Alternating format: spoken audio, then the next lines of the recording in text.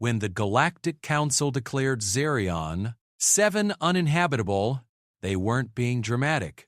They were being generous. The planet's surface crawled with apex predators that had evolved beyond nightmares, creatures that could phase through solid matter, hunt in coordinated packs of hundreds, and adapt their biology in real time to counter any threat. 3 separate alien colonization attempts had ended in complete annihilation within weeks, but humans don't listen to warnings very well. What the Council didn't account for was humanity's most dangerous trait, not their stubbornness, not their adaptability, not even their capacity for violence. It was their ability to turn their greatest weakness into their greatest strength. On a world where individual survival was impossible, humans would discover that their chaotic, unpredictable nature could become the ultimate weapon when properly channeled. The settlement of Haven wasn't just going to survive Xerion 7's horrors. They were going to teach the galaxy's most feared predators what it meant to be prey. The transport ship Endeavor's Dream shuddered as it broke through Xerion 7's atmosphere, its hull groaning under the stress of descent through air thick enough to chew. Captain Elena Vasquez gripped her command chair, watching the readouts that painted an increasingly grim picture of their destination. Atmospheric pressure readings flickered between hostile and lethal. Seismic activity suggested the ground itself was alive and angry, and the bioscanner couldn't seem to decide if they were descending toward a planet or into the gullet of some cosmic beast. "Landing zone confirmed," announced Navigator Chen, his voice tight with professional calm that fooled no one. "Designated Site Alpha 7 is clear of immediate geological hazards." "Define immediate," muttered Dr. Chen. Sarah Reeves, from her position at the science station, she was studying the biological readings with the kind of intense focus that usually preceded very bad news. Because according to these scans, the entire continent is one big biological hazard. 3 alien civilizations had attempted to colonize Xerion, 7 over the past 2 centuries. The Keithvar had lasted 18 days before their final transmission cut to static. The Morden war machine, which had conquered 12 star systems, managed 31 days before even their military bases went silent. The Veltar, with their advanced biotechnology and adaptation capabilities, held out for almost 3 months before their last message. They learned too quickly. Evacuation, impossible. Tell our families we fought well.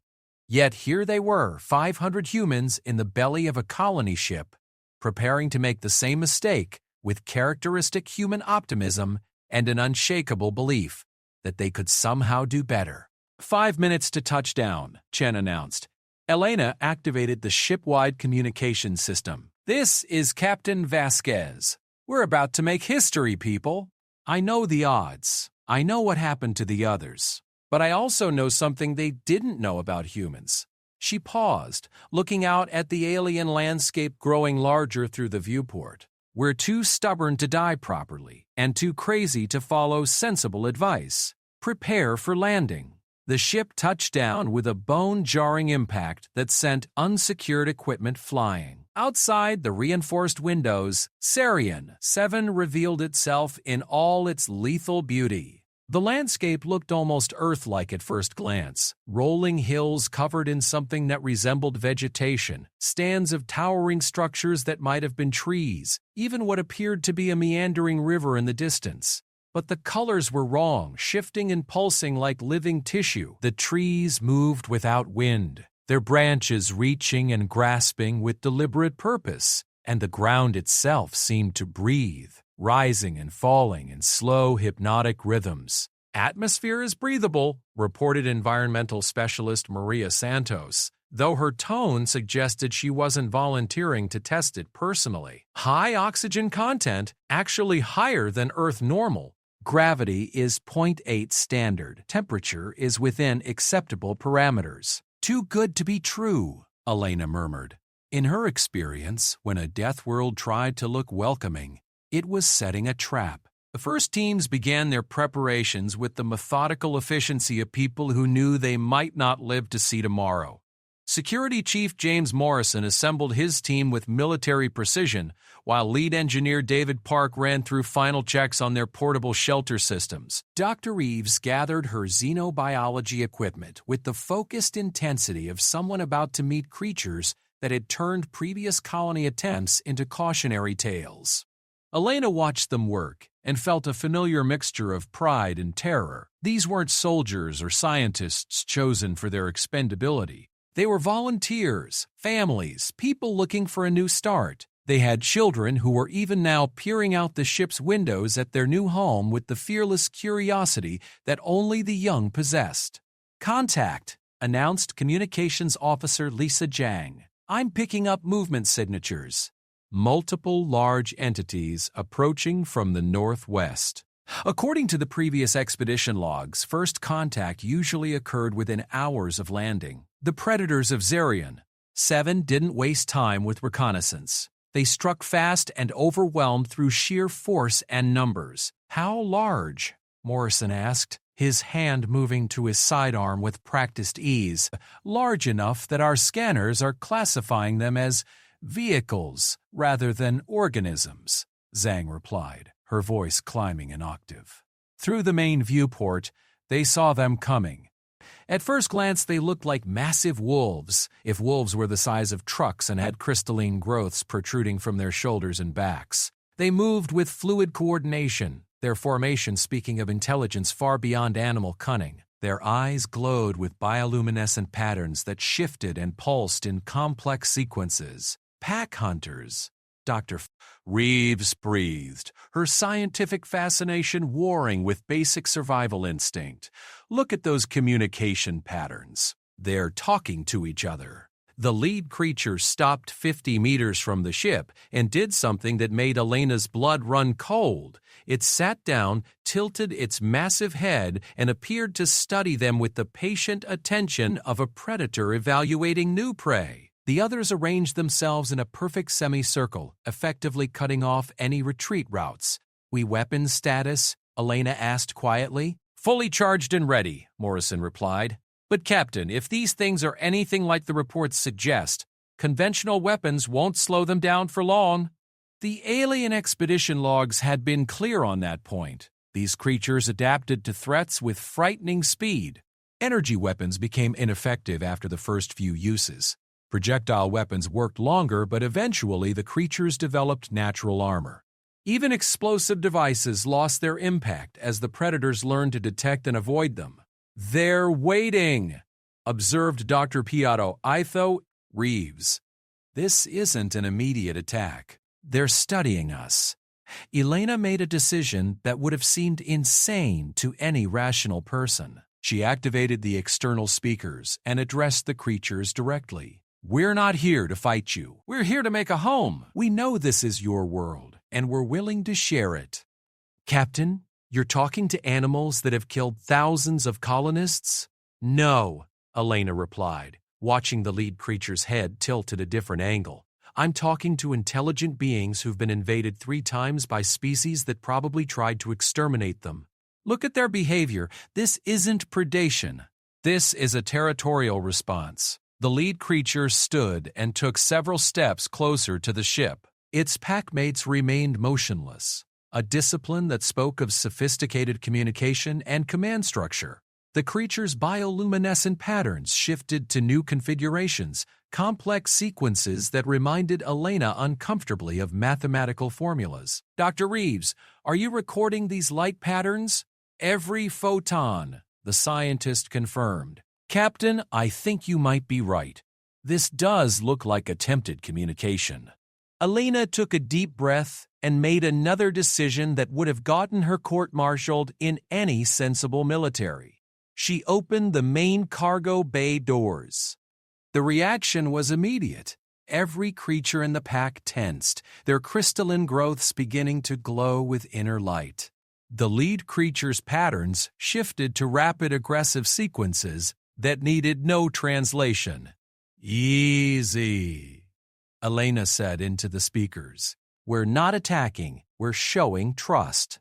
She walked to the cargo bay, her senior staff following with varying degrees of enthusiasm and terror. The creatures watched every movement, their alien intelligence analyzing and cataloging human behavior with scientific precision. Elena stepped out onto Zarian 7's surface and immediately understood why previous colonies had failed. The planet was alive in ways that went beyond simple biology. She could feel it beneath her feet, a vast consciousness that seemed to evaluate her worth with every step. The air itself felt watchful, carrying scents and chemical signatures that spoke of ecosystems evolved for competition and survival.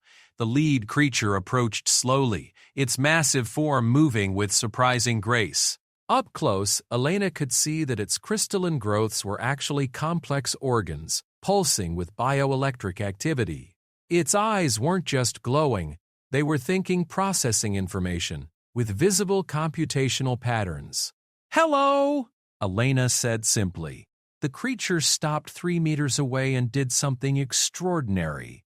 It laid down, lowering its massive head to the ground in what could only be described as a gesture of respect or greeting. The bioluminescent patterns on its body shifted to softer, more rhythmic sequences. Dr. Reeves was practically vibrating with excitement. "Captain, this is incredible. Those patterns, they're not random. There's mathematical progression, repeating sequences, even what looks like grammatical structure."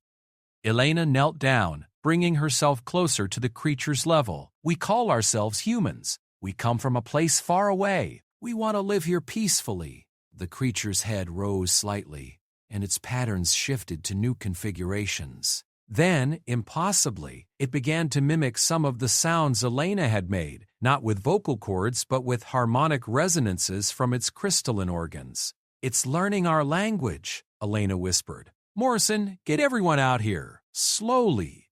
No sudden movements. No weapons visible." As more humans emerged from the ship, the pack creatures maintained their positions, but their body language shifted from threatening to merely cautious. The lead creature continued its attempts at communication, its crystalline organs producing increasingly accurate approximations of human speech patterns. Dr. Reeves knelt beside Elena, her scanner documenting everything.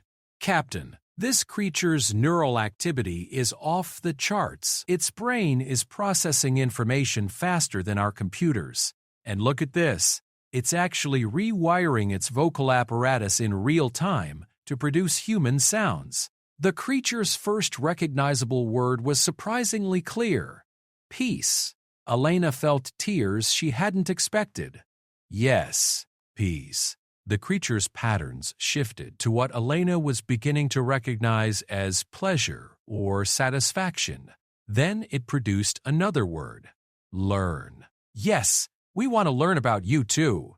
What happened next would become the foundation of everything that followed. The creature stood and moved to one of its packmates, engaging in rapid bioluminescent communication. The packmate approached and laid down beside the first creature, its own patterns shifting to match those of the leader. "They're introducing us to the pack," Elena realized. "This isn't just first contact. This is a formal diplomatic meeting." Over the next several hours, more creatures emerged from the forest. Not just the wolf-like pack hunters, but other species entirely. Massive creatures that looked like living mountains, their rocky hides covered in symbiotic forests. Swift, graceful beings that seemed to be made of liquid metal, their forms shifting and flowing as they moved. Flying creatures with wings that generated their own weather patterns, trailing clouds and lightning as they soared overhead. Each species approached with the same careful protocol, a formal presentation by the pack leader followed by introduction to their own kind. Elena began to understand that they weren't dealing with random predators. They were meeting representatives of a complex ecosystem where intelligence was common rather than rare. "Captain, Dr. Reeves said quietly, I think we've been approaching this all wrong. The previous colonies didn't fail because they couldn't fight these creatures. They failed because they didn't understand what they were fighting." Elena watched as a group of human children, led by the irrepressible Tommy Chen, began attempting to communicate with a cluster of smaller crystalline beings that had apparently been designated as the pack's equivalent of children. The young creatures were mimicking the children's movements with delighted precision, their bioluminescent patterns shifting to bright, playful configurations. "What do you mean?" Elena asked. "I mean, this entire planet is a collective intelligence. Every species here has evolved beyond simple survival. They're parts of a larger organism, a planetary consciousness that evaluates threats not just to individual species, but to the entire ecosystem. Previous colonies were seen as invasive organisms to be eliminated. But we..." Dr. Reeves paused, watching as Engineer Park began sketching shelter designs in the dirt while several creatures observed with obvious interest. "We're being evaluated for potential inclusion." The lead creature, which Elena had begun thinking of as the ambassador, approached her again. This time its pronunciation was nearly perfect. "You different. Others come to take, you come to join." Elena looked around at her people, who were spontaneously forming mixed groups with various alien species, sharing tools and ideas and attempting communication through gestures and drawings. It was chaos, but it was the uniquely human kind of chaos that had built civilization from scattered tribes. "Yes," Elena said. "We want to join." The ambassador's patterns shifted to new configurations, and suddenly every creature present began glowing in synchronized patterns. The display was beautiful and terrifying, a planet-wide communication network activating to share momentous news. "What's happening?" Morrison asked, his hand instinctively moving toward his weapon before he stopped himself. "Doctor!" Reeves checked her scanners and went pale. "Captain, I'm reading massive biological movement across the entire continent. Every major species on the planet is responding to that signal." Elena felt a moment of primal fear as the reality of their situation hit home. They were surrounded by creatures that could have ended them in minutes, on a planet where every living thing was part of a network they barely understood. What? But then she looked at the ambassador, whose patterns had shifted to what she was learning to recognize as reassurance and welcome. "They're not coming to attack," she realized. "They're coming to meet us. This planet doesn't just have predators and prey. It has citizens, and we just applied for citizenship." The ambassador made a sound that might have been laughter, a harmonic resonance that seemed to express deep amusement at human understanding. Then it spoke with increasing confidence. "Welcome home, humans. Now we teach you to survive what others cannot." As the first day on Zerion, 7 drew to a close, Elena stood with her senior staff and watched the sunset paint the alien landscape in colors that had no names. Around them, humans and aliens worked together to establish the first truly cooperative settlement on the planet that had defeated every previous attempt at colonization. "Captain," Morrison said quietly, "what exactly have we gotten ourselves into?" Elena smiled, watching as her communications officer attempted to learn the mathematical language of the crystalline beings while teaching them basic English in return. "Something completely different from what we planned, Jim." "Something better." The ambassador approached one final time as darkness fell, its bioluminescent patterns now calm and rhythmic. "Tomorrow we show you the Deepwood.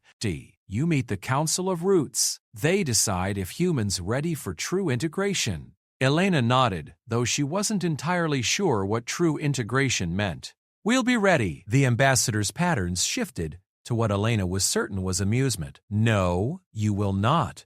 But you will try anyway. This is why Council interested in humans. You attempt impossible things and sometimes succeed." As the strange stars of Zerion, 7 emerged in the alien sky, Elena felt the weight of responsibility and opportunity settling on her shoulders. They had passed the first test, but she suspected that surviving the attention of apex predators would prove to be the easy part of their new life. The planet was watching them, judging them, and preparing to teach them lessons that no human had ever learned. Elena just hoped they were strong enough to survive the education. The Deepwood revealed itself at dawn like a secret being gradually shared. Elena stood at the edge of what had appeared to be a normal forest from orbit, watching as the morning light exposed the truth about Zerion, 7's most sacred space. The trees weren't just alive, they were ancient, intelligent, and deeply interconnected in ways that made human neural networks look like children's toys. Ambassador guided the human delegation deeper into the forest, its crystalline organs now tuned to produce surprisingly fluent English.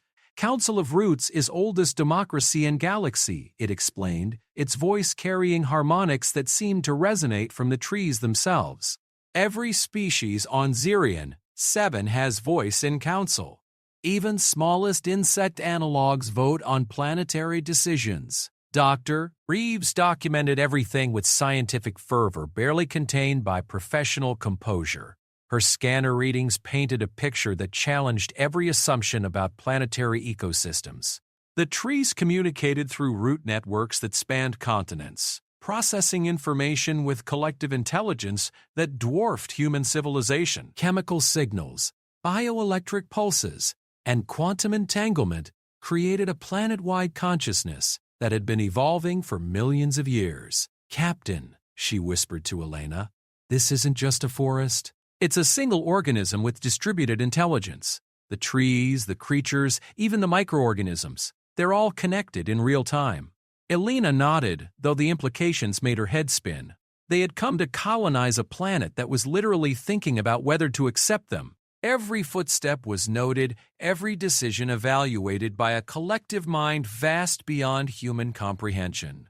The delegation consisted of 20 humans chosen to represent their diverse colony. Elena led the group, accompanied by her senior staff and including representatives from every major profession and age group. 10-year-old Sarah Kim walked beside 80-year-old Professor Williams, both equally wide-eyed at the wonders surrounding them. Engineer Park measured everything, while artist Maria Santos sketched frantically, trying to capture beauty that existed beyond human artistic traditions. Ambassador led them along paths that seemed to shift and reform as they walked, the forest itself directing their journey.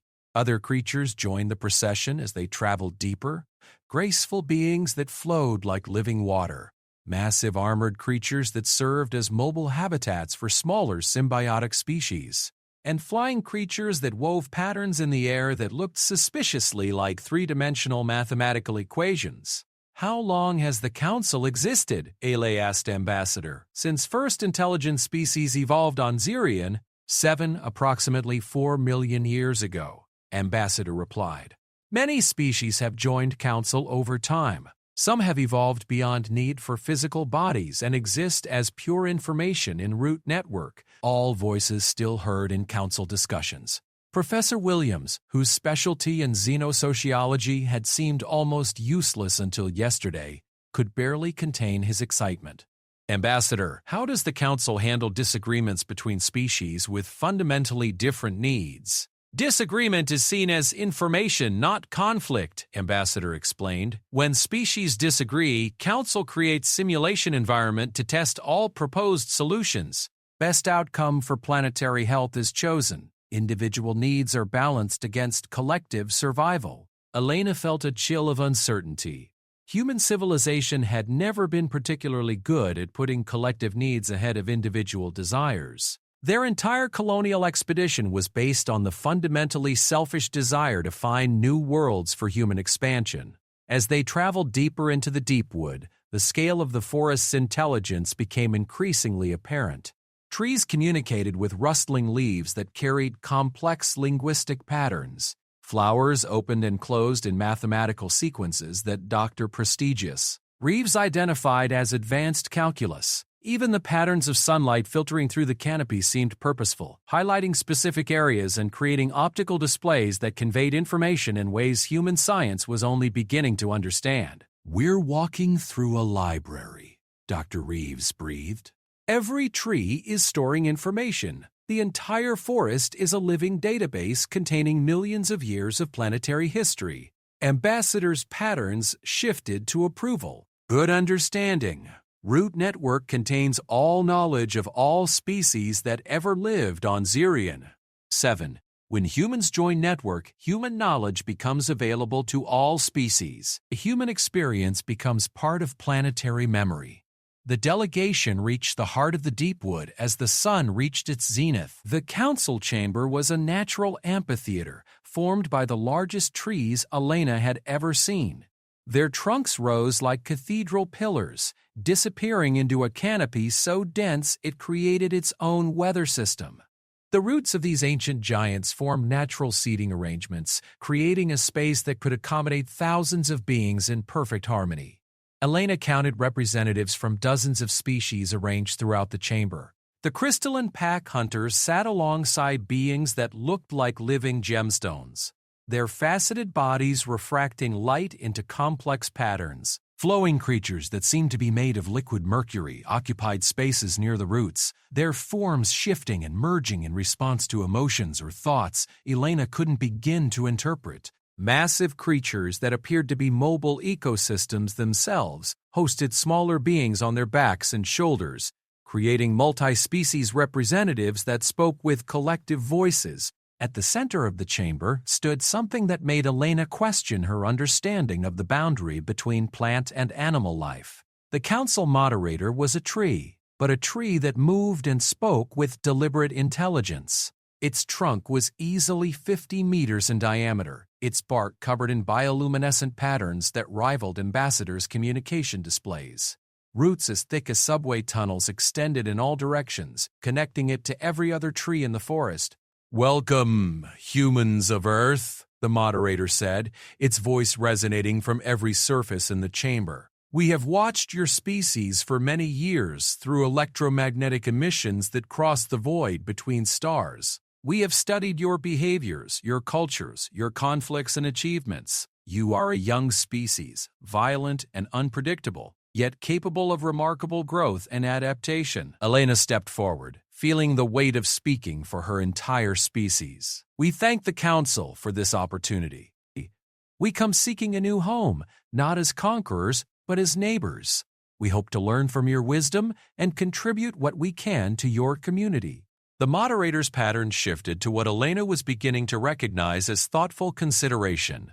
"Your previous species who attempted to settle on Zirian, 7 made similar statements. Yet they sought to impose their own systems of organization upon our world.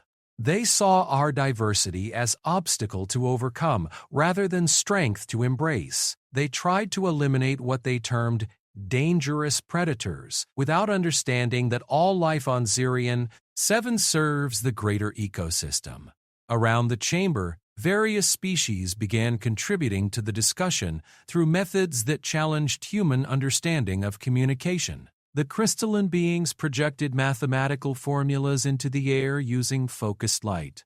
The flowing creatures changed their shapes to represent complex concepts. Flying beings created wind patterns that carried chemical information throughout the chamber. Even the trees participated, their leaves rustling in patterns that conveyed emotional and logical content in equal measure. Dr. Reeves worked frantically to document and translate the multimodal communication taking place around them. "Captain," she whispered, "this is the most sophisticated democratic process I've ever witnessed. Every species is contributing information through their natural communication methods, and somehow the root network is integrating all of it into coherent policy discussions." The moderator continued its evaluation. "Humans present unique challenge to council decision-making. Your species exhibits behaviors that are simultaneously highly social and intensely individualistic. You cooperate in ways that appear impossible, yet you also compete in ways that seem counterproductive to group survival. This paradox makes you difficult to predict or categorize." Elena found herself defending humanity's contradictions rather than trying to justify them. "You're right, we are paradoxical. We fight each other over resources while simultaneously sharing those same resources with strangers. We destroy environments we depend on while also working desperately to preserve them. We are selfish individuals who somehow built civilizations based on cooperation. I can't explain why we do these things, but I can tell you that our contradictions have made us adaptable.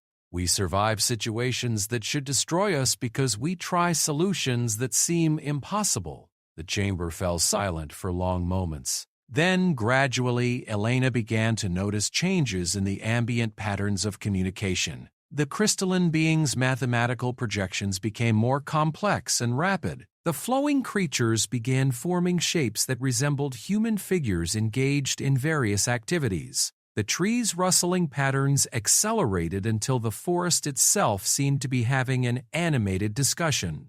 Ambassador moved closer to Elena. Council is evaluating human behavioral patterns against Xerion 7 ecosystem requirements. This is unprecedented. Usually, evaluation takes days of careful consideration, but human unpredictability creates unique computational challenges. What kind of challenges? Elena asked. Human behavior cannot be modeled with traditional biological mathematics, Ambassador explained. Your species makes decisions that appear to violate survival instincts, yet somehow these decisions often lead to improved survival outcomes.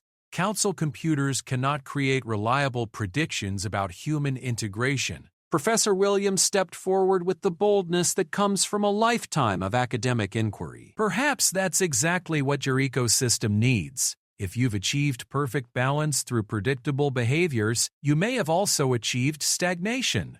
Human unpredictability might introduce the kind of controlled chaos that drives evolution and growth. The moderator's bioluminescent patterns shifted to rapid, intense configurations. Around the chamber, other species responded with equally animated communication.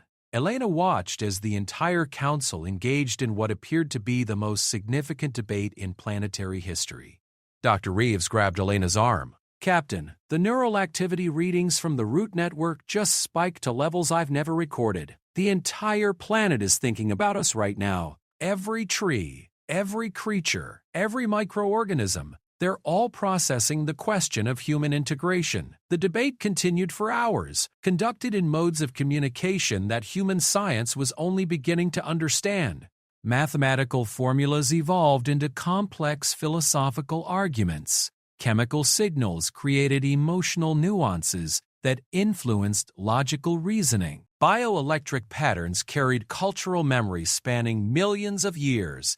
The humans watched in fascination and growing anxiety as an entire planetary civilization considered their fate. Finally, the moderator spoke again.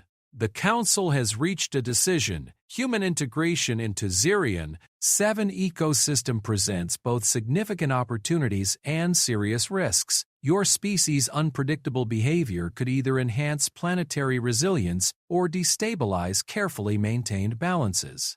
Elena felt her heart racing as she waited for the verdict. Therefore, Council proposes experimental integration. Humans will be granted settlement rights for duration of 1 local year, approximately 4 Earth years. During this period, human colony will be monitored and guided by appointed species mentors. Humans must demonstrate ability to think beyond individual needs and consider ecosystem-wide consequences of their actions. Relief flooded through Elena, but the moderator wasn't finished. However, human integration comes with unprecedented requirements. Your species will participate directly in root network communication. Selected humans will undergo biological modification to interface with planetary consciousness. Human decision-making will be subject to council oversight until you demonstrate reliable ecosystem-compatible reasoning. Engineer Park spoke up with typical human directness. What kind of biological modifications? Ambassador answered, crystalline neural interfaces, similar to those our species uses for root network communication. Voluntary procedure, but essential for true integration. Humans who choose modification will be able to communicate directly with all species on Xerion 7 and access collective knowledge stored in planetary memory. Elena looked at her team and saw the same mixture of excitement and terror reflected in every face. They had sought a new home and found something far more profound, an opportunity to literally expand human consciousness beyond the boundaries of their own species. What happens if we fail the trial period? She asked. The moderator's pattern shifted to configurations that needed no translation. They conveyed ancient patience mixed with absolute certainty. Failure results in removal from Xerion. Teddy. 7. But Council believes human success is possible. Your species has survived previous impossible situations through adaptation and innovation. Council is curious to see how humans will adapt to requirements of planetary citizenship. Elena made the decision that would define humanity's future on Zirion. 7. We accept your terms. Some of our people will volunteer for neural interface modification. All of us will work to understand and respect your ecosystem. We want to be worthy of membership in your community. The chamber erupted in what Elena could only describe as planetary celebration. Every species present contributed to a symphony of communication that expressed joy, curiosity, and welcome through methods that spanned the entire spectrum of sensory experience. The trees themselves seemed to dance, their branches swaying in complex rhythms that carried music Elena felt in her bones. Ambassador approached the human delegation with patterns that glowed bright with satisfaction. Council welcomes humans to Zirion. 7. Tomorrow, volunteers begin neural interface preparation.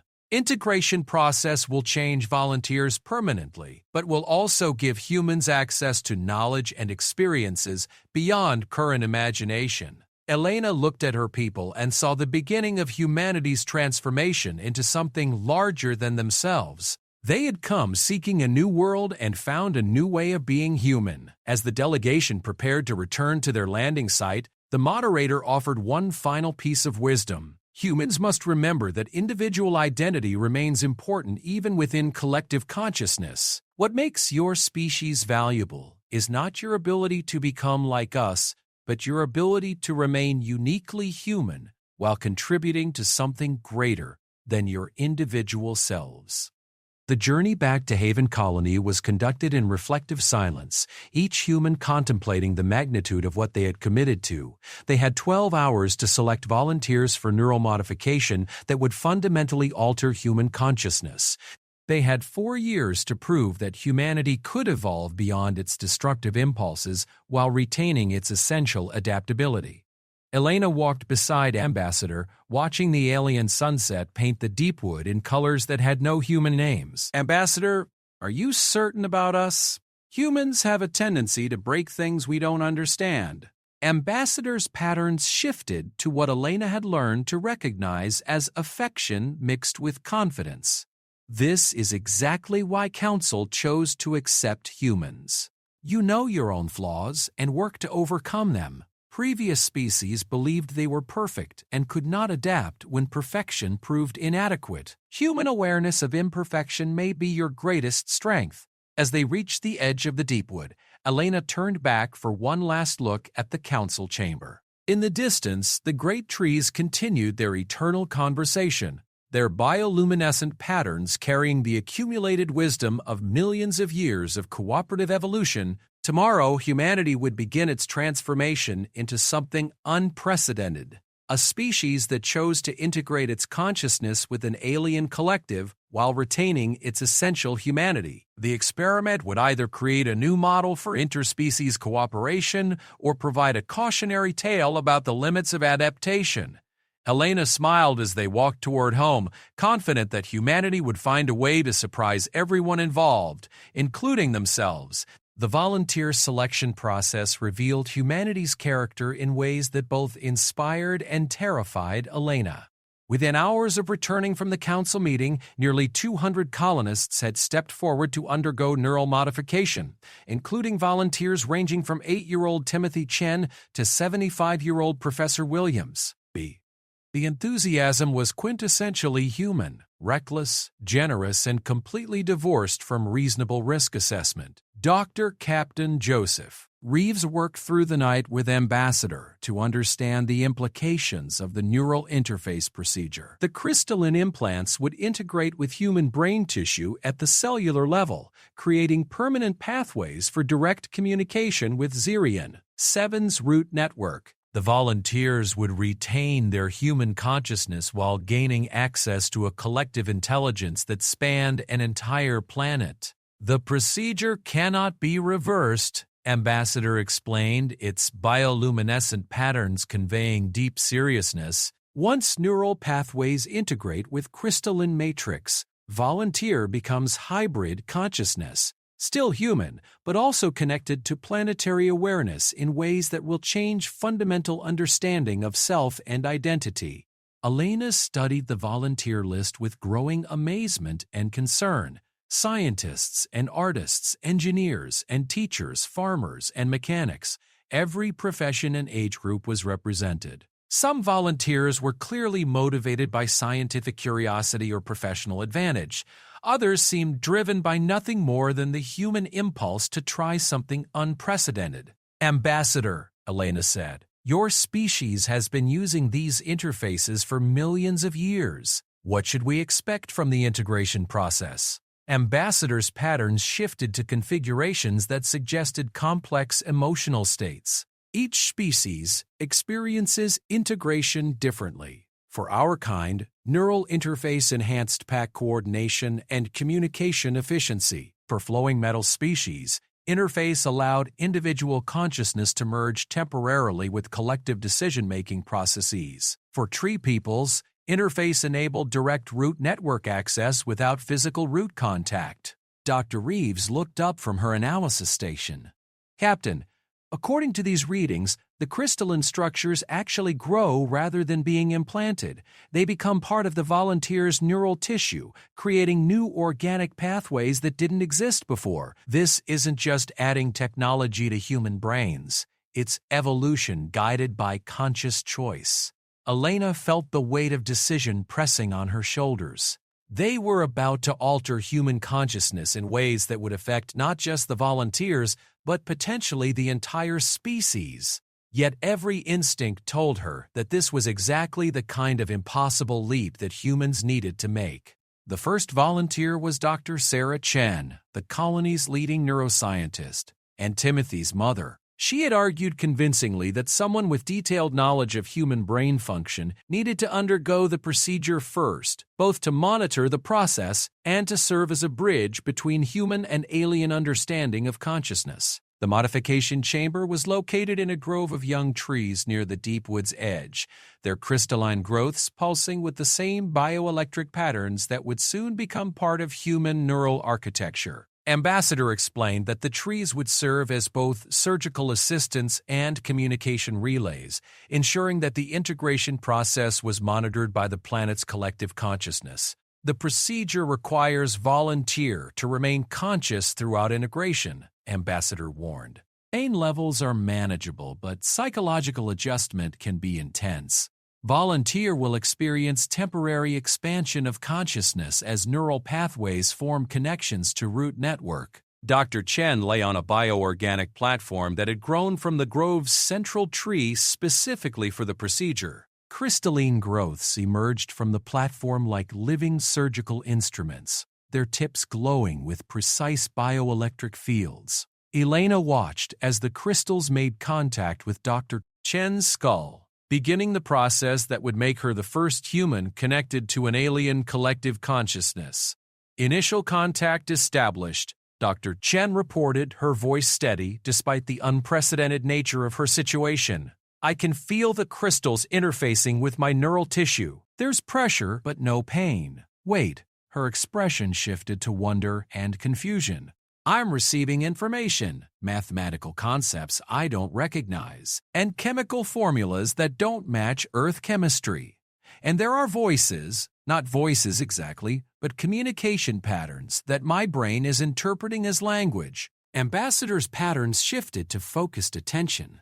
"Dr. Chen is experiencing first stages of root network integration. She is receiving basic communication protocols and planetary data. Her consciousness is expanding to accommodate new forms of awareness." Elena watched as Dr. Chen's expression cycled through emotions that had no human names. Wonder, terror, joy, and something that might have been transcendence played across her features as alien consciousness merged with human awareness. "Captain," Dr. Chen said, her voice carrying new harmonics that reminded Elena of Ambassador's crystalline communications, "I can sense the entire planet.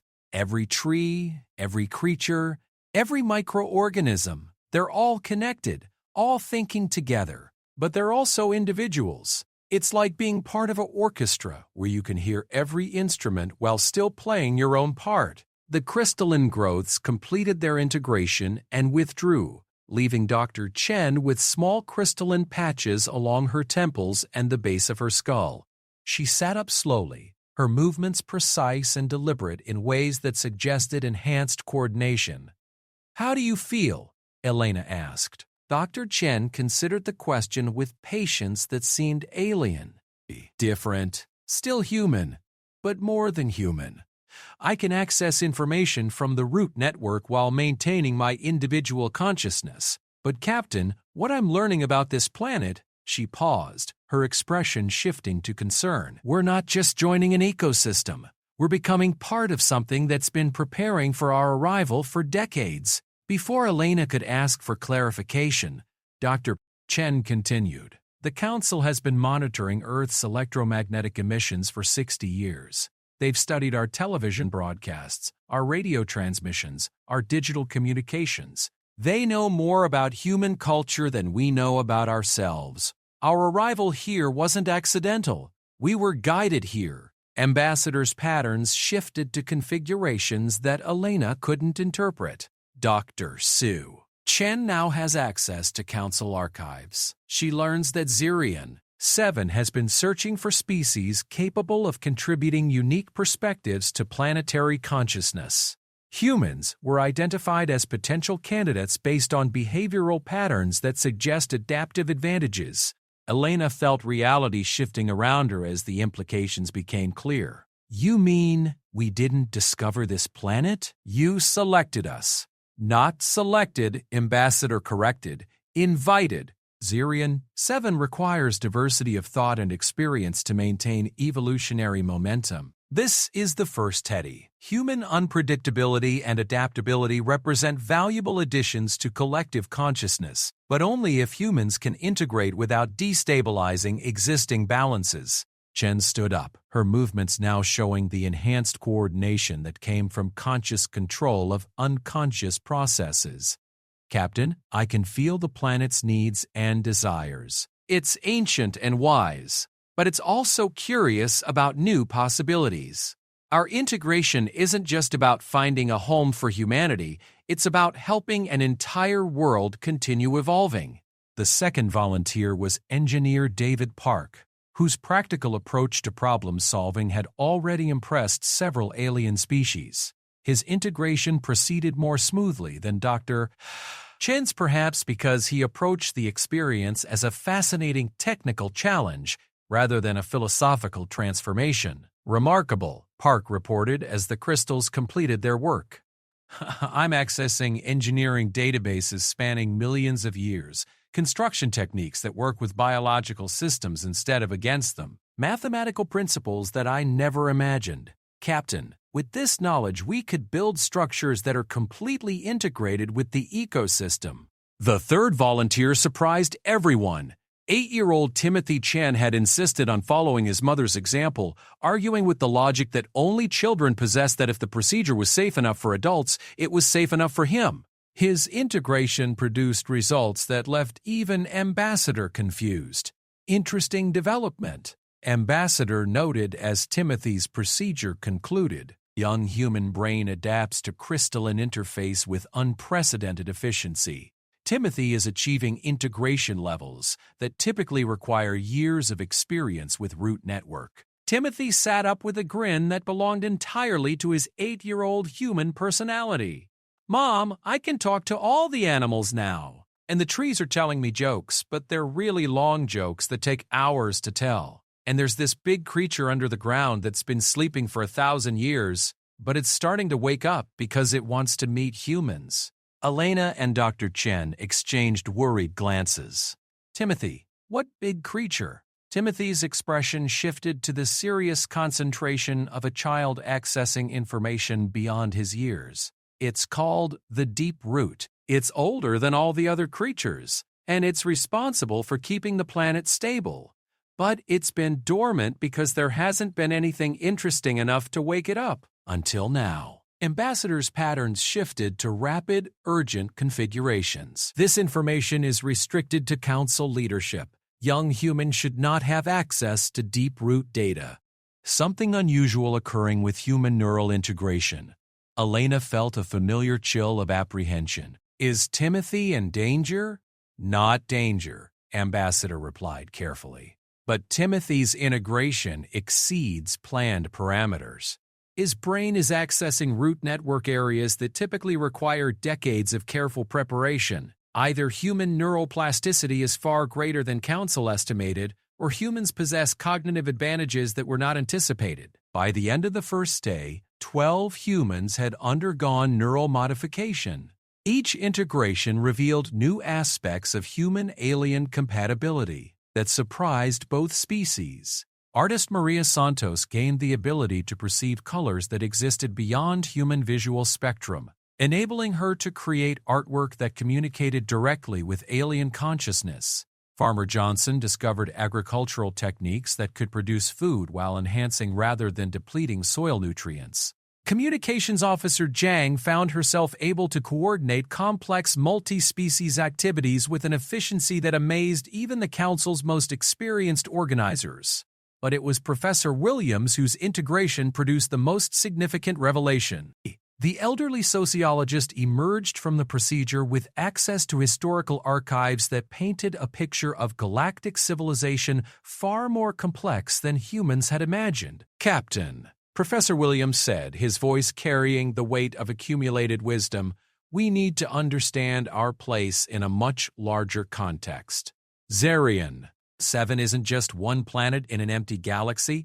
There are thousands of worlds with collective consciousness similar to this one. They're all connected in a network that spans entire star systems. Elena felt her understanding of their situation expanding again. You mean there's a galactic collective consciousness? Not exactly collective, Professor Williams corrected.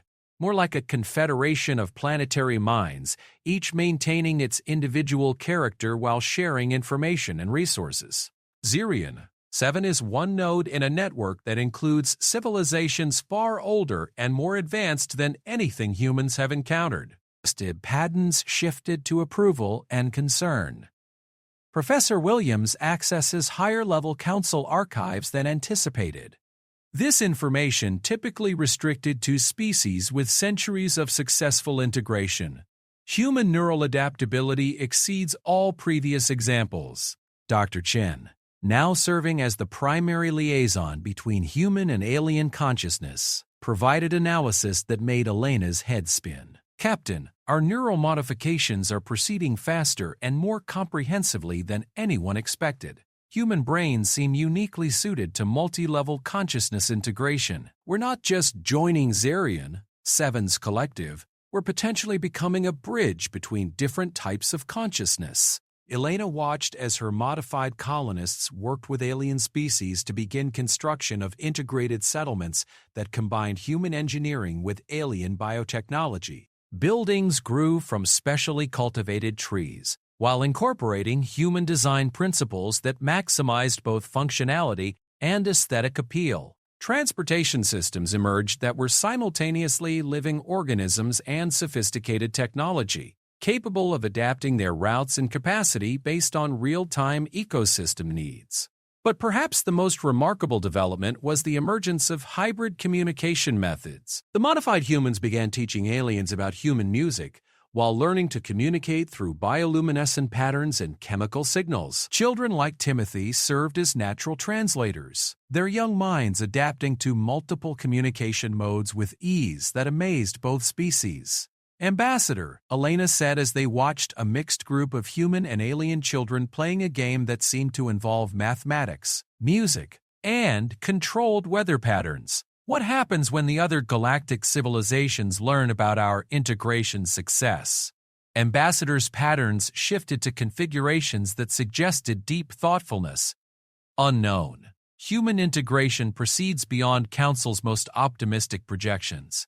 If humans continue to demonstrate compatibility with collective consciousness while retaining individual creativity, other worlds will take notice. This could change balance of galactic civilization. Elena realized that their little colony had stumbled into something far more significant than finding a new home. They were potentially creating a new model for consciousness that could influence the development of civilization across the galaxy. As the first week of neural modifications concluded, Elena faced a choice that would define not just humanity's future on Zirion 7, but their role in a galactic community they were only beginning to understand. The volunteers had adapted to alien consciousness with remarkable success, but their integration was changing them in ways that might eventually separate them from unmodified humans. "Captain," Dr. Chen said, approaching Elena with the patient wisdom that characterized all the modified humans, "we need to discuss the implications of our success. The neural modifications are working better than anyone anticipated, but they're also changing us in ways we didn't expect. We're becoming something new." Elena looked at her transformed colonists who remained recognizably human while possessing capabilities that transcended human limitations. They were still her people, but they were also becoming citizens of a larger community that spanned stars and included forms of consciousness that challenged human understanding of intelligence itself. "What are you becoming?" Elena asked. Dr. Chen smiled with the serene confidence of someone connected to a vast network of knowledge and experience. "We're becoming what humans could be if we weren't limited by the boundaries of our own minds. We're still human, but we're human in ways that include, rather than exclude, other forms of consciousness." Elena nodded, understanding that their experiment in colonization had become something far more ambitious, an experiment in the evolution of consciousness itself.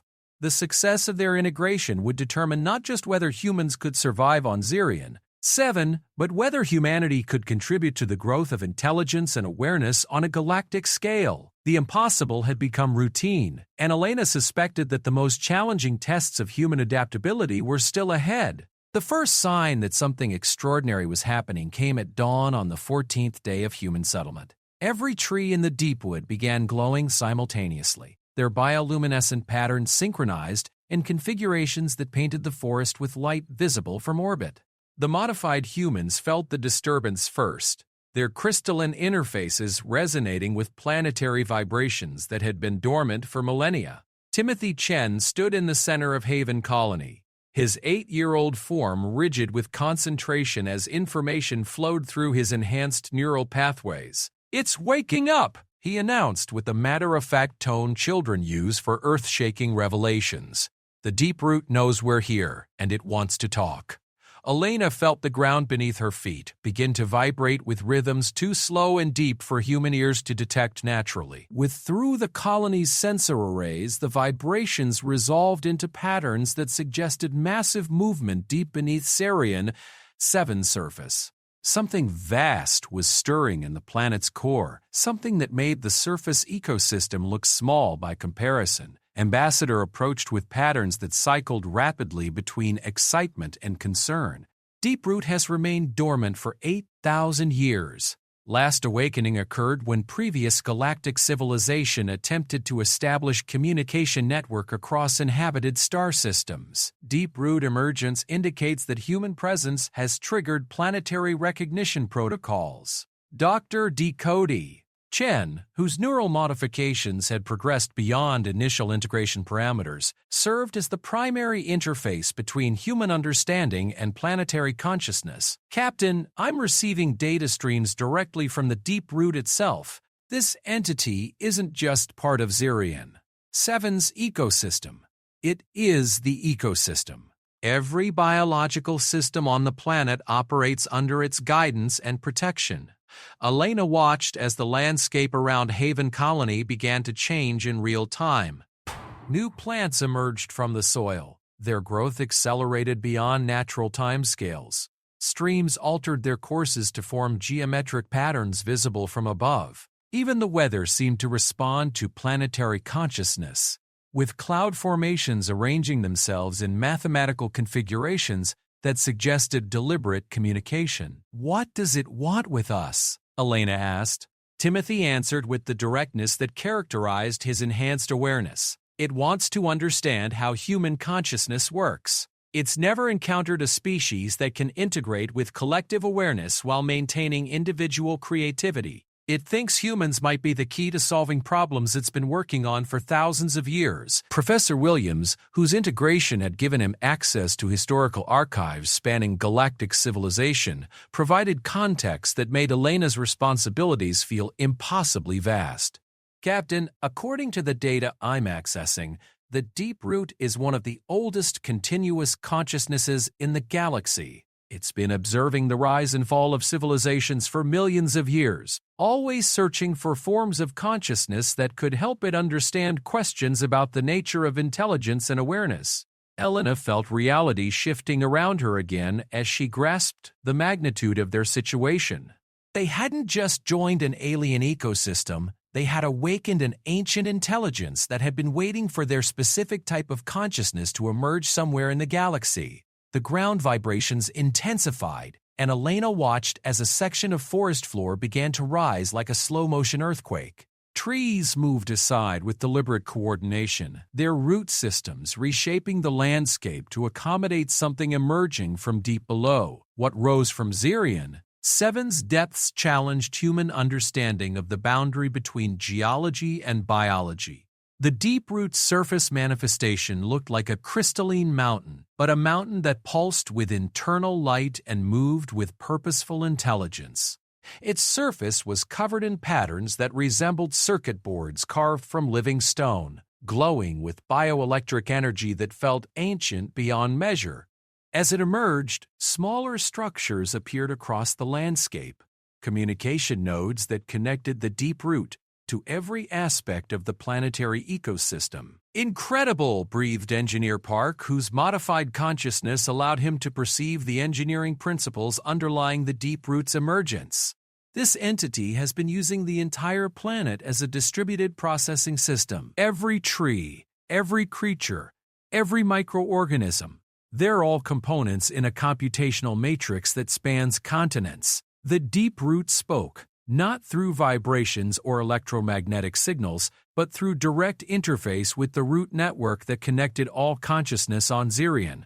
7. The modified humans served as translators, their enhanced neural pathways converting planetary consciousness into concepts that unmodified humans could understand. Ancient greetings, young builders of chaos and order. The Deep Root's message resonated through the modified humans' voices, speaking in perfect synchronization.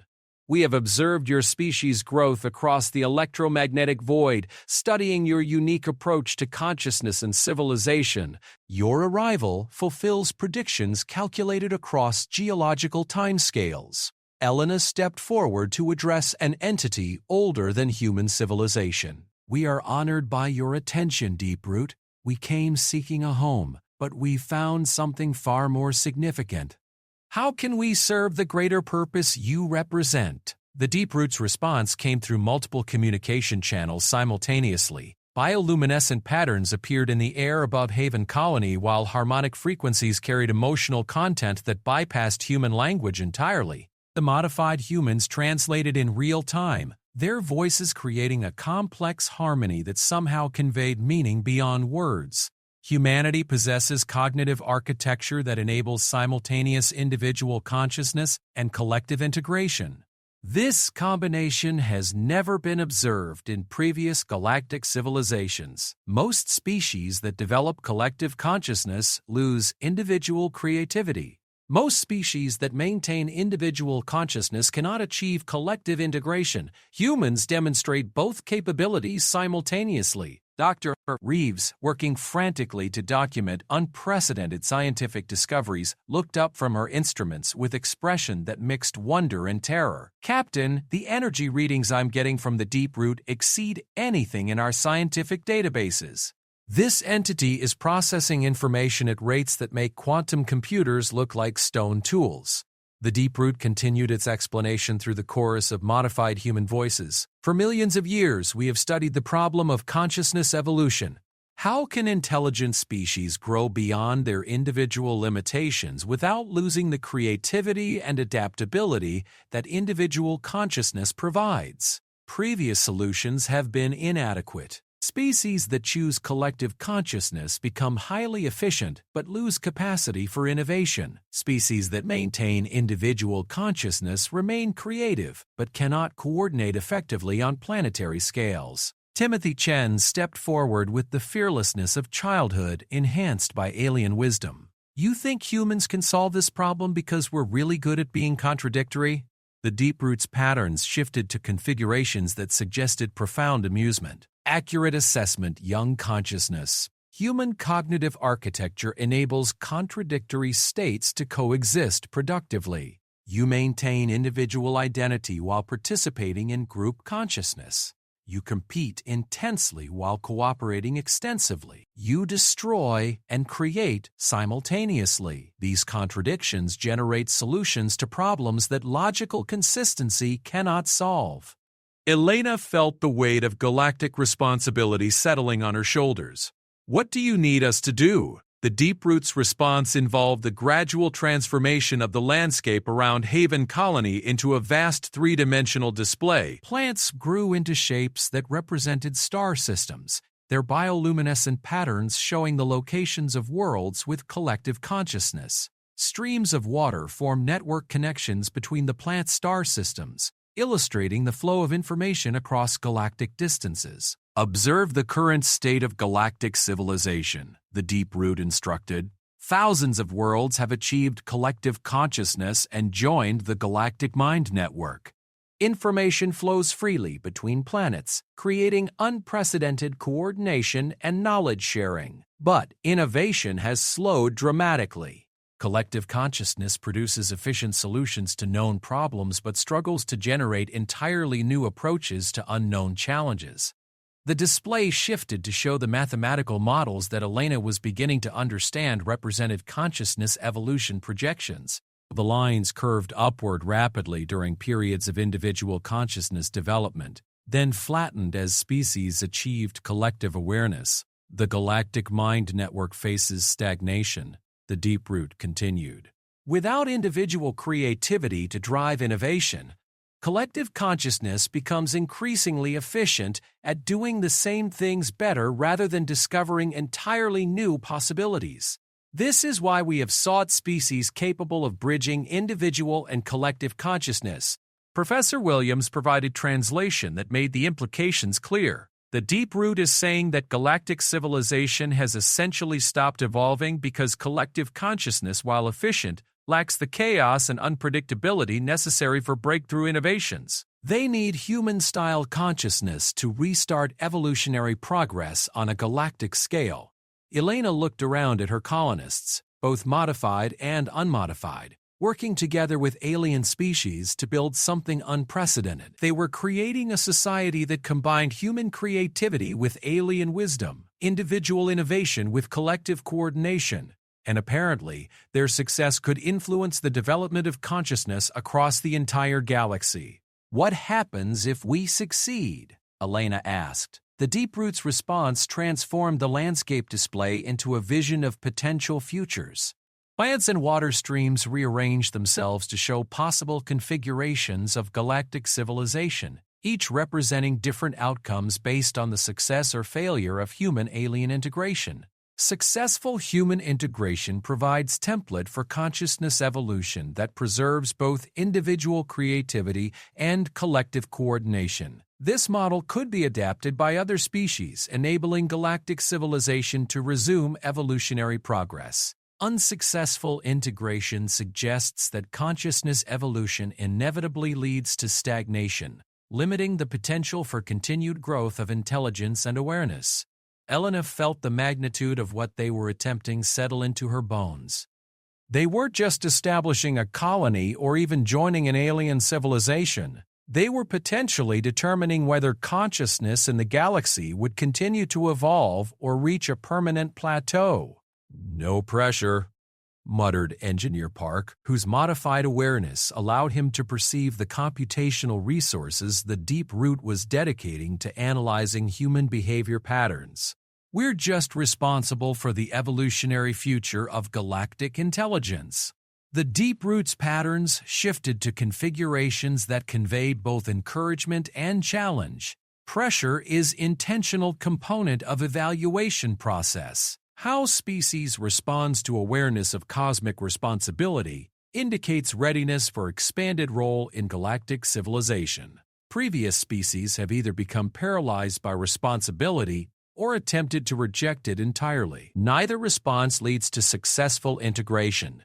Timothy Chen spoke with the wisdom of a child connected to ancient intelligence. You want to see if we'll try to do the impossible thing even when we know how important it is?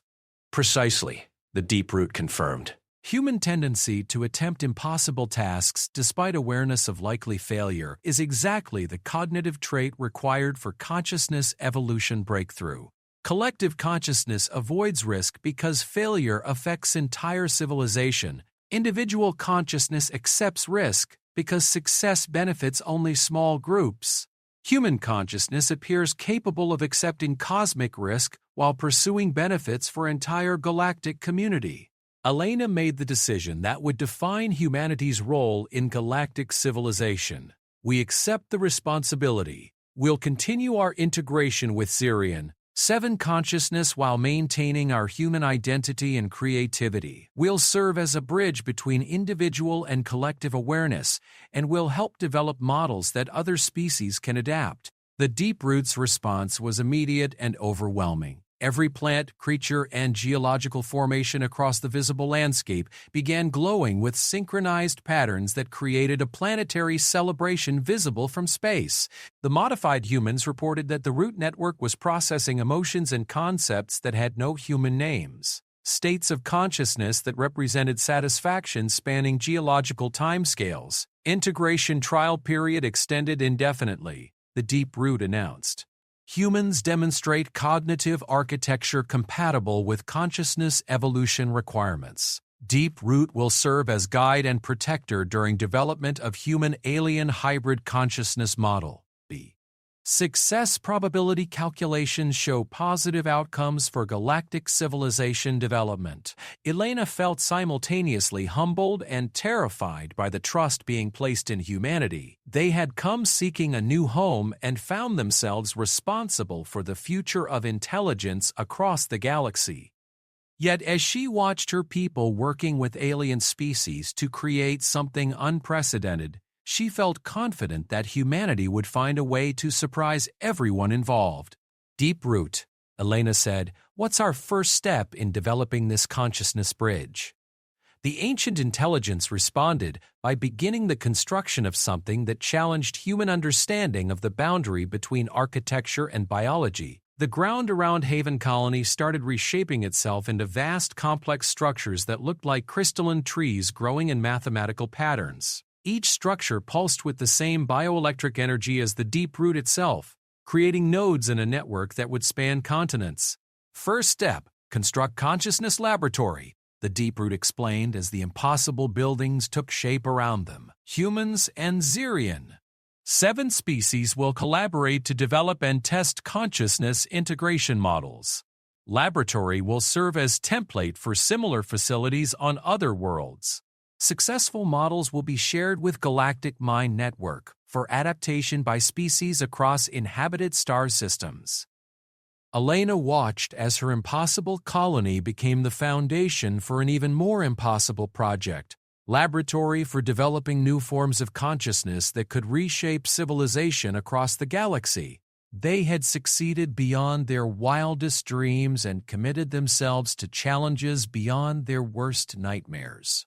But as she observed her people adapting to circumstances that would have paralyzed most species, Elena felt confident that humanity's genius for turning the impossible into routine would serve them well in their new role as consciousness pioneers. The Deep Root was right about humans and their relationship with impossible challenges. They were about to attempt something that had never been done before, and they were going to succeed by failing better than anyone else could imagine. 3 months after the Deep Root's awakening, Haven Colony had transformed into something that challenged every conventional understanding of what a settlement could become. The Consciousness Laboratory sprawled across several square kilometers, its living architecture growing and adapting based on the needs of experiments that pushed the boundaries of awareness itself.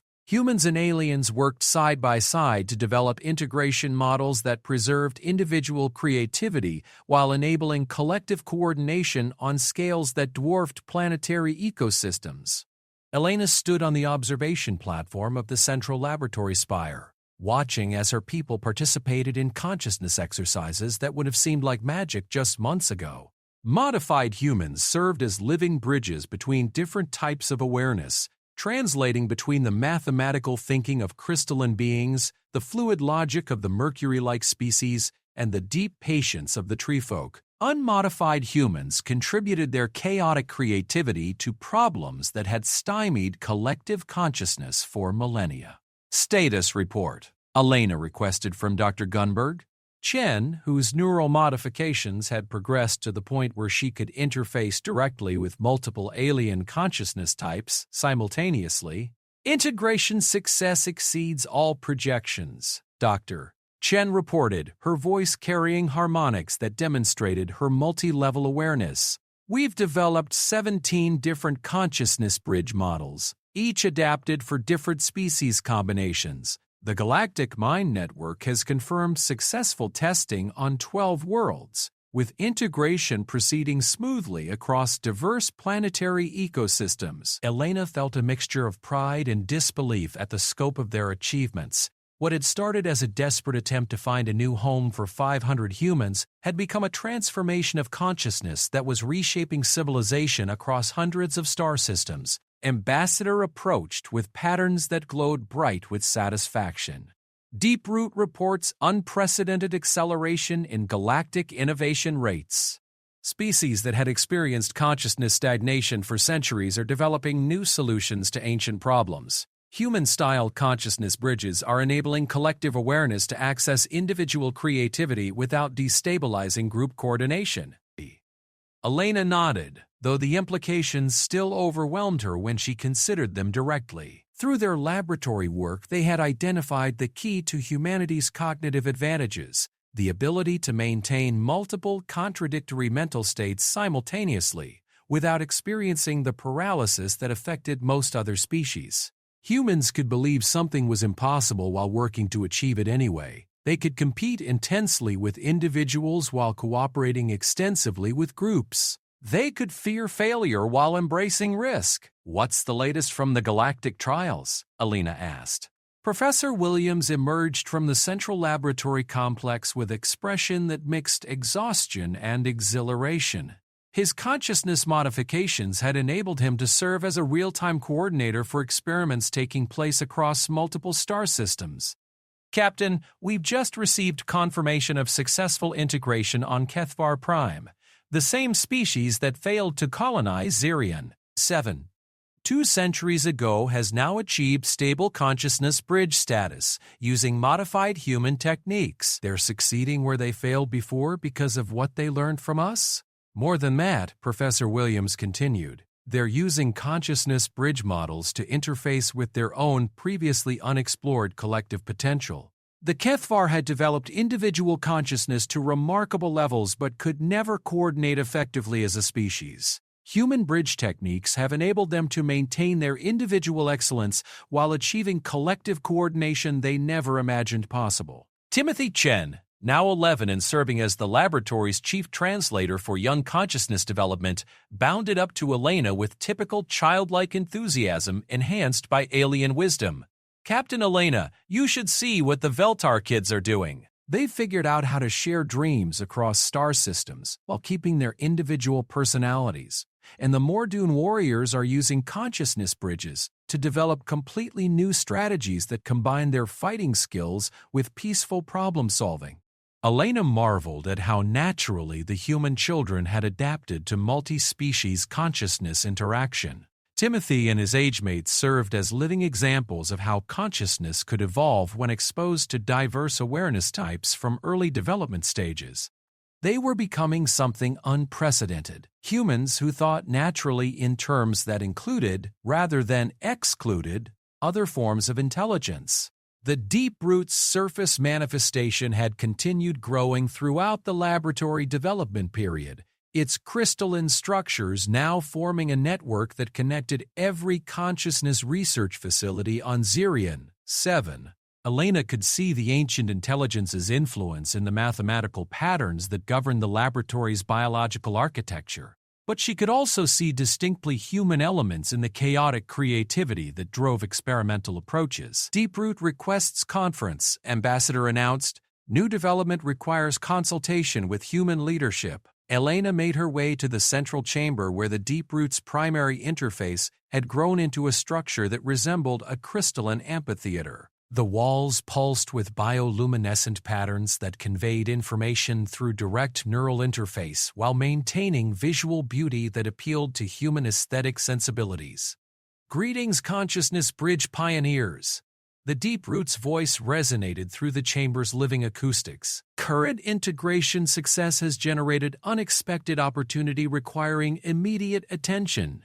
Elena felt her stomach tighten with familiar apprehension. In her experience, unexpected opportunities from ancient alien intelligences usually involve challenges that redefine the meaning of "what kind of opportunity?" Elena asked.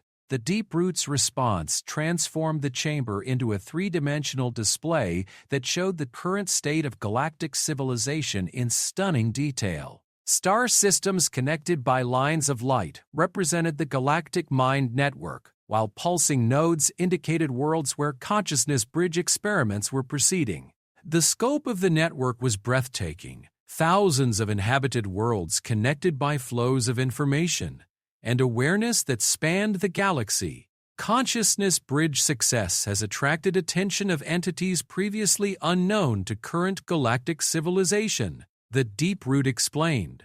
Ancient intelligences that predate current galactic mind network have emerged from dormancy to investigate human consciousness architecture. They represent forms of awareness evolved beyond current understanding and offer opportunities for consciousness development that exceed present imagination. Elena stared at the display as new elements appeared, structures of light that existed in spaces between star systems. Intelligence networks that operated on scales encompassing entire galactic regions.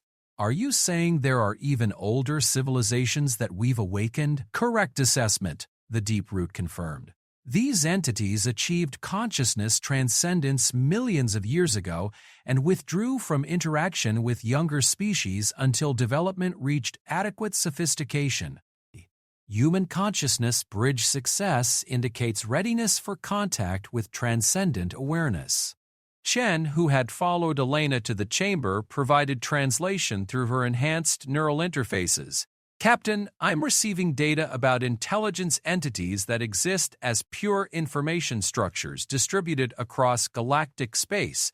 They've been observing the development of consciousness in younger species but haven't interacted directly, because previous consciousness types couldn't interface with transcendent awareness without losing their essential nature. But human consciousness bridges can interface with transcendent awareness while maintaining our essential humanity. This represents current hypothesis requiring experimental verification, the Deeproot responded. Human consciousness architecture demonstrates capability for infinite expansion without loss of core identity characteristics. This unique trait may enable interface with transcendent entities without dissolution of individual awareness. With trust steady, Elena looked around at her people who had already achieved consciousness integration that transformed their understanding of intelligence itself.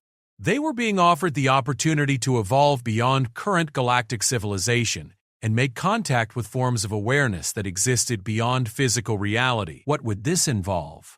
Elena asked. The Deeproot's display shifted to show consciousness architecture diagrams that challenged Elena's understanding of the nature of awareness itself. Transcendent interface requires expansion of human consciousness bridge architecture to accommodate non-physical awareness entities. Selected volunteers would undergo consciousness modification that enables direct communication with intelligences that exist as pure information and energy. Elena felt the weight of choice settling on her shoulders once again. They could continue their current integration work, serving as consciousness bridges for physical species across the galaxy, Or they could attempt contact with transcendent entities that might represent the next stage of consciousness evolution entirely. What are the risks? Elena asked. Unknown, the Deep Root admitted with patterns that conveyed ancient uncertainty. Transcendent consciousness interface has never been attempted by physical species. Volunteers might experience consciousness expansion beyond current understanding, potential loss of physical body attachment, or transformation into pure information entities. Alternatively, volunteers might achieve stable bridge status, enabling ongoing communication with both physical and transcendent consciousness types. Elena realized that they were being offered the opportunity to become pioneers once again, this time exploring the ultimate frontier of consciousness itself. It was exactly the kind of impossible challenge that humans had been accepting throughout their history. How many volunteers would be needed? Elena asked. Minimum effective interface requires 12 consciousness bridge volunteers representing diverse human awareness types, the Deep Root explained. Optimal configuration includes representatives from different age groups, professions, and consciousness modification levels. Elena looked at her senior staff and saw the familiar mixture of excitement and terror that characterized human responses to unprecedented opportunities. They had already volunteered for impossible challenges twice and succeeded beyond all reasonable expectations. The prospect of attempting communication with transcendent consciousness was simply the next logical step in their evolution. I'll ask for volunteers, Elena decided, but this time I'm requiring detailed psychological evaluation and extended preparation. We're not just modifying human consciousness, we're potentially transforming the nature of awareness itself. Within hours, the volunteer list once again exceeded expectations. Over 100 colonists stepped forward to attempt consciousness transcendence, including many who had already undergone neural modification. The enthusiasm was predictably human, reckless, generous, and completely confident that they could achieve something that had never been done before. The selection process took weeks of careful evaluation, but the final group of 12 volunteers represented the diversity and adaptability that characterized human consciousness at its best. They included scientists and artists, engineers and philosophers, children and elders, both modified and unmodified humans. Each volunteer brought unique awareness characteristics that would contribute to the interface attempt. As the transcendent consciousness interface preparation began, Elena stood once again on her observation platform and watched humans collaborating with aliens to achieve something impossible. The volunteers worked with the Deep Root and representatives from dozens of alien species to develop interface protocols that would preserve human consciousness while enabling communication with entities that existed beyond physical reality. Captain, Dr. Chen approached with news that Elena had been both expecting and dreading. The volunteers are ready. The transcendent entities have confirmed their willingness to attempt interface. The consciousness bridge architecture is complete. Elena felt the familiar mixture of pride and terror as she prepared to witness humanity's next impossible achievement. They had come seeking a new home and found themselves responsible for the evolution of consciousness across the galaxy. Now they were about to attempt communication with intelligences that existed beyond the boundaries of physical reality itself. Begin the interface, Elena ordered. As the 12 volunteers entered the Transcendence Chamber, Elena realized that humanity had found its true calling among the stars. They were bridge builders, consciousness pioneers, species that specialized in making the impossible seem routine. Whatever happened in the transcendent interface, Elena was confident that humans would find a way to surprise everyone involved, including intelligences that had existed for millions of years. The volunteers activated the interface, and Elena watched as human consciousness reached beyond the boundaries of physical existence to touch something vast and ancient and entirely unprecedented. The success or failure of their attempt would determine not just humanity's future, but the potential for consciousness evolution throughout the galaxy. Elena smiled as the interface began, knowing that her people were about to redefine the meaning of impossible once again.